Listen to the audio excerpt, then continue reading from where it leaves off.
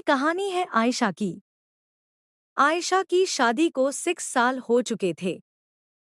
घर छोटा था, लेकिन खुशियों से भरा हुआ।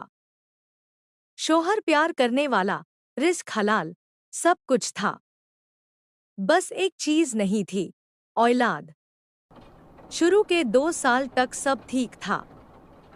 फिर धीरे धीरे सवाल शुरू हो गए। अभी तक गुड न्यूज नहीं। डॉक्टर को दिखाया या नहीं? तुम में प्रॉब्लम है या लड़के में?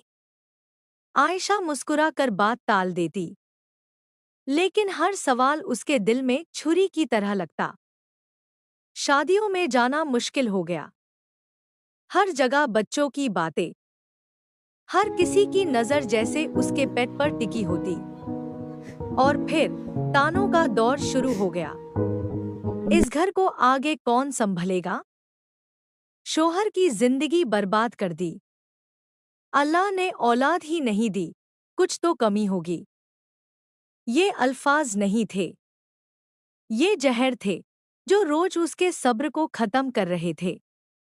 रात को आयशा छुप छुप के रोटी, सजदे में गिरकर बस इतना कहती, या अल्लाह, मैं माँ क्यों नहीं बन सकती? क्या मेरी कोई कीमत नहीं अगर मैं माँ नहीं हूं? उसका शौहर उसका हाथ पकड़ कर कहता, आयशा, तुम मेरी जिंदगी हो। औलाद अल्लाह देता है, लोग नहीं। और अल्लाह जब चाहे देता है, जिस तरह चाहे देता है। लेकिन दुनिया दुनिया को समझना मुश्किल होता है। एक दिन मोहल्ला की औरतें बैठी थी। बातों बातों में किसी ने कहा, इसे अच्छा तो दूसरी शादी कर ले, कम से कम घर में बच्चा तो होगा। ये सुनकर आयशा का दिल जैसे टूट कर गिर गया। वो बिना कुछ बोले उठकर कमरे में चली गई। उस रात उसने जिंदगी में सबसे लंबी दुआ मांगी। आंखों से आंसू बहते रहे, होंठ कांपते रहे। या अल्लाह, अगर मुझे माँ बनाना लिखा है तो अता फारमा।